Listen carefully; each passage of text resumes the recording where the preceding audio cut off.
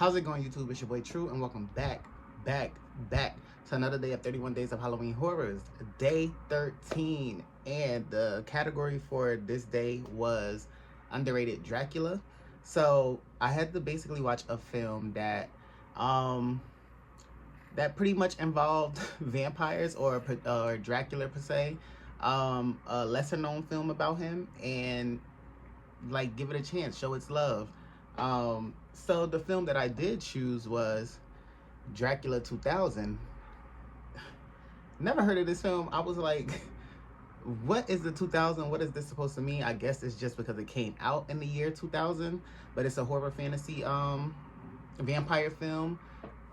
Somehow, some way, the film involves Wes Craven.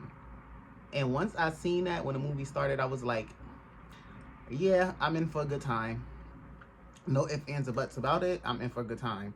So I do know the film was distributed by Miramax Films. It was produced by W.K. Border, and it was directed by Patrick Lussier. The film stars a bunch of like actors, and that's what gave me like old movie vibes. Like Wes Craven, he always gets like a bunch of actors, which I love. But this one had Omar Epps in it. It had Gerard Butler, Jennifer Esposito, Sean Patrick Thomas, just to name a few. But it was a real like crazy film. It's not I wouldn't say crazy. It was real straight to the point, which I loved. The film is probably like an hour and a half, if anything, but it revolves around a character who has like an antique shop, and his last name is Van Helsing, so I guess he's like a descendant of the Van Helsing, the vampire hunter. And his secretary ends up inviting her boyfriend and a few of their friends in to rob him, because they like, well, antiques, they gotta be like crazy stuff in here that we can like steal and sell. They end up going all the way down to his most prized possession, which they don't realize is Dracula. And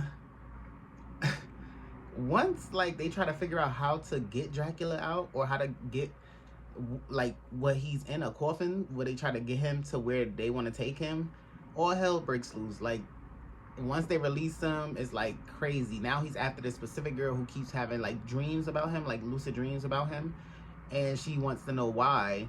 And I'm not gonna spoil that part for you guys, because it was a really great movie. I would definitely recommend watching it. Definitely a lot of deaths. This film, I feel like, had over 10 deaths, or at least 10 initial deaths. But it was really, I was like, this is interesting. Like the fact that I've never seen this, I was like mind blown, because I enjoyed it. I think I really enjoy anything Wes Craven is attached to or does. That's neither here nor there though. This film was, and then like you seeing, like I'm looking at all these like actors, like I feel like they were in their prime, and it's just like, y'all had a lot of them in here. But overall, like this film was enjoyable. I want to say probably the only like, I would say the only critique I probably would have is like when it came down to, you know, Dracula and Van Helsing actually supposing to fight.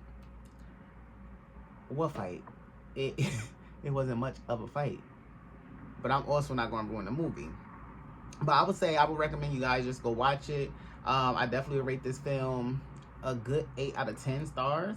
But let me know how you feel about it. Would you rate it an 8 out of 10, or would you rate it lower or higher on the star rating list? Let me know down below in the comment section. And with that being said, I will see all of you beautiful faces for the next day of 31 Days of Halloween Horrors. Bye.